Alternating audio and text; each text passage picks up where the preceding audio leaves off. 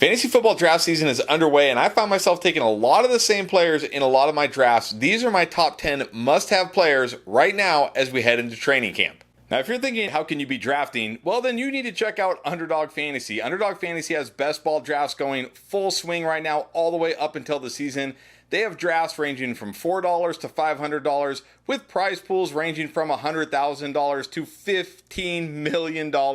That's right, $15 million in their flagship Best Ball Mania 5. If you haven't tried Underdog Fantasy yet, this is the time to do it. Just make sure when you sign up, you use our promo code ENDGAME and take advantage of this special offer. They're going to give you a special pick plus up to $250 in bonus cash. Go to UnderdogFantasy.com, sign up using promo code ENDGAME, start drafting right now, and take advantage of this special offer. Now, I have done this video a few times this offseason, and while a lot of the names have remained the same, there are some guys I've taken out and some guys I've added in. So as we go into this version of my top 10 must-have, here are the guys I'm keeping in from the last one. Starting with Amon-Ra St. Brown, I talk about him a lot this offseason. I think he is a dark horse candidate to be the top scoring wide receiver in fantasy, similar to what we saw with CeeDee Lamb last year. I think Amon-Ra St. Brown, for as good as he's been, can be even better heading into year 4. And then I think we see Jonathan Taylor bounce back to the guy we saw when he was the overall RB1 and then was going as a top pick in a lot of fantasy drafts. He's an absolute workhorse running back. Last year had that nagging ankle injury, the pup, all that stuff going on early in the season. This year, that's all behind him. He has a fat contract. They didn't do anything at running back except let Zach Moss walk. Jonathan Taylor going to be a workhorse running back in a great offense, and he's still a young elite player. Garrett Wilson, also an elite player, ready to make that third-year leap. He just needs Aaron Rodgers to stay healthy. We have to bet on the fact that Aaron Rodgers will play every game this season, that he'll keep him upright. I like that the Jets bolstered that offensive line, and they didn't do much at wide receiver. They brought in Mike Williams, who's coming off the ACL tear, and they drafted Malachi Corley, who I like, but he's not going to threaten Garrett Wilson's target share. So Garrett Wilson in year 3, ready to make a massive leap. As is, I think, Chris Olave entering year 3 as well. I loved what I saw from him and Derek Carr down the stretch last year. When you look at the second half of the season last year, Chris Olave averaged over 16 points per game, and that included a game where he left early with injury. It looked like him and Derek Carr finally got on the same page in the second half of the season, and the Saints did nothing to address the wide receiver room. Chris Olave is going to be a target monster, and I think in year 3, we see the best version of him, and he's a must-have player. I also think Kyler Murray at quarterback is a guy you have to try to draft if you can. He's being slept on this year because for some reason people undervalue Kyler Murray, and also last year, of course, coming off the ACL injury, didn't do a whole lot. Now people are just kind of off of him. There's other shiny new toys like CJ Stroud, guys like that. But Kyler Murray has incredible rushing upside. He got the number 1 wide receiver in the draft in Marvin Harrison. He got a new offensive coordinator, new head coach. It's going to be even better for Kyler Murray. I wouldn't be surprised if this is the best Kyler Murray we've ever seen. And it's not hard to say that this might be the best Anthony Richardson we've ever seen because we didn't see a lot of Anthony Richardson last year, but I still love him this year. He looked like he was going to dominate fantasy football last year before that shoulder injury. I know the comments are going to get, oh, this guy, he's going to get hurt. He's going to get banged up because of his play style. Maybe, but I think that's a risk you got to take because as we've seen with guys like Jalen Hurts, Josh Allen, these rushing QBs, their upside is just so incredibly massive that if he does stay healthy, you're going to wish he was on your fantasy team. And another wide receiver I mentioned in the last video that I still love is Deontay Johnson. The Panthers did not do anything to scare me off Deontay Johnson in the NFL draft. Yes, I know they drafted Xavier Leggett, but I don't look at Xavier Leggett as a guy who's going to command a ton of targets. He's going to be used in different ways. He's going to have a role, but Deontay Johnson is going to be the alpha wide receiver in this Panthers offense, and the offense is at least going to be better than last year. It almost has to be, and I love the addition of Dave Canales. He saved Baker Mayfield's career. I think he can right the ship with Bryce Young. And the last guy I'm leaving on from last video is Jake Ferguson. Again, nothing to scare me off Jake Ferguson. What did the Cowboys do this offseason? They did almost nothing in free agency as far as on the offensive side of the ball, the skill position. They did nothing in the draft at the skill position. It's going to be CeeDee Lamb, Jake Ferguson getting all the targets in this offense. He had the 3rd most red zone targets of any tight end last year, yet only scored 5 touchdowns. Don't be surprised if he gets to that 8 to 10 touchdown range this year. He's still somewhat being forgotten in drafts. I think Jake Ferguson legit has a chance to be a league winner at the tight end position. So those are the guys I'm leaving on the video from last time that I still must have in 2024. I just have to get these guys as often as I can. But I'm going to cheat a little bit, but it's for your benefit because I'm not just going to give you 2 more guys. I'm going to give you 4 more guys I must have. So you're actually getting 12 in this video. So a bonus 2 guys. You're welcome. And I'm going to also tell you which guys I've now taken off of my must-haves and which guys I'm replacing them with. And let's start with De'Von Achane, who I'm taking out of my must-haves. I'm not completely off of De'Von Achane. I don't think he's going to be a complete bust, but I no longer feel like he's a must-have running back anymore. The Dolphins did draft Jalen Wright, who's a running back that I do like, but my real worry here for De'Von Achane is he's not going to be a workhorse running back, and his ADP is getting out of control. He's going like mid-second round now. I don't want to take a running back in the mid-second round who isn't going to be a workhorse running back and isn't going to catch a ton of passes. I know he's got a tremendous weekly upside. I know he can have those games where he rips off 2 long touchdowns and you're so happy you have him. But he's also going to have plenty of games where he probably does very little and you're going to wonder why you took him in the second round. So I'm replacing him with a wide receiver on the same team, and that is Jalen Waddle. I'm really coming around on Jalen Waddle this year, and I don't have any like major things to point out like, see, that's why. I have some, but really this is just more of a gut feeling. I've just learned over the years that when extremely talented players who are still young and in the prime of their careers have a slightly down year, they typically come back really strong the next year. I think that's what we're going to see from Jalen Waddle.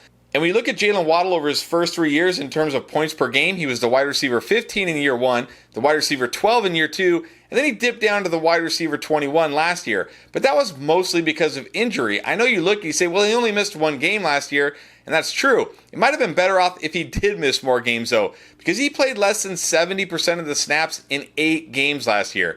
Go back to 2022, that only happened 3 times. There were many times last year where he was out there and far less than 100%, or he would leave the game early, and that affected his season-long numbers. But when you look at him 2 years ago with Tyreek Hill, in this same offense, when Tyreek Hill went over 1,700 yards, he had almost 1,400 receiving yards and 8 touchdowns. This is a tremendously talented player in a great offense. In fact, the number 1 scoring offense and the number 1 yards per game offense last year. And he's still in the prime of his career, entering year 4. It's not like he's turned into dust or anything. And while I do like Tyreek Hill, and I think Tyreek Hill will be awesome this year, we can't ignore the fact that he's 30 years old and there is a chance he either A, slows down a little bit, or B, misses some games due to injury. And if that happens, they're going to need Jalen Waddle even more. So Jalen Waddle, one of those elite players coming off a down year that I'm going to target early in my drafts over and over again because I think he has the ceiling to absolutely be a league winner and a must-have pick this year. Now, last time I did this video, I was still all over Rachaad White. It was after free agency, and all they'd really done was brought back Chase Edmonds. But in the draft, they did draft Bucky Irving. And while I don't necessarily like Bucky Irving as a prospect, I'm a little nervous here because he's kind of similar to Rachaad White, and I'm a little worried that maybe they have an idea of like, hey, we have 2 Rachaad Whites now, so we can give the real Rachaad White, I guess, some bit more of a breather here and less touches. So I'm a little nervous about Rachaad White getting less touches this year, which is not going to be good for him because he's not an efficient running back. He needs all the touches he can get.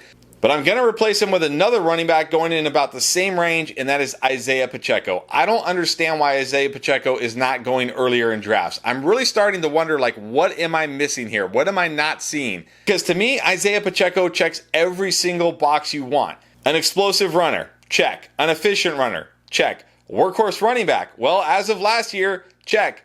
A good enough pass catcher, check. In an elite offense. Now, I know last year the Chiefs' offense was not elite, but I expect that to change this year because this offense has been elite pretty much every year with Patrick Mahomes, and they added Hollywood Brown and Xavier Worthy to this offense. They did not have playmakers like that last year. I mean, Rashee Rice was fine, but he's not on the level of these guys, especially in terms of speed. They still have Travis Kelce. I think we see the Chiefs get back to being one of the top, if not the top scoring offenses in the NFL this year, and that is going to benefit Isaiah Pacheco. Clyde Edwards-Helaire, not a threat at all. Jerick McKinnon, not a threat at all. This is Pacheco's backfield. I don't see how Pacheco fails this year. I know we say that every year about some players and somehow they fail, and maybe he'll be this year's Tony Pollard where it looks like everything is there for him and he fails. But unlike Tony Pollard last year, we've actually seen Pacheco be the workhorse and be good as the workhorse. So I feel even better about Pacheco this year than I did about Pollard last year. I think Pacheco should be going right around the range of like Kyren Williams in drafts, and really, he goes like 2 to 3 rounds later a lot of the times. So for me, Isaiah Pacheco, a must draft right now. Now, I've had Christian Kirk in this video pretty much the entire offseason, but I'm taking him out not because I'm so scared of Brian Thomas Jr. like ruining his value, but it is another target there. It's a good wide receiver. I still like Christian Kirk a lot. I still think Christian Kirk will be very good, and I love where he's going in drafts, but he's no longer a guy I feel like I have to draft like I did prior to the NFL draft. But I do feel like I have to draft Dalton Kincaid if I can. When I look at what the Bills did, Keon Coleman, I mean, with all due respect to the Keon Coleman truthers, he wasn't one of my favorite prospects. Now, I'm not going to go out and say Keon Coleman's going to be a complete bust or anything like that, but he's certainly not going to be a Stephon Diggs replacement, and I don't even know if he's going to be the number one target in this offense. I don't know if there is going to be a number one target in this offense. This could be one of those offenses where you have like Keon Coleman, Curtis Samuel, and Dalton Kincaid all getting very similar target numbers. And last year, Kincaid was a bit overshadowed because rookie Sam Laporta had such a great season, but Sam Laporta only had 13 more catches than Dalton Kincaid last year. He did have 8 more touchdowns, which was a big difference, but we could certainly see that change this year. Dalton Kincaid could certainly get more touchdowns in this Bills offense, and I think you can see a big jump in receptions too, because again, I don't think this is an offense where there's going to be a true number one alpha wide receiver. The ball is going to be spread around. Kincaid got stronger and stronger as the season went on. They trusted him more and more as the season went on. I think that continues going into year 2.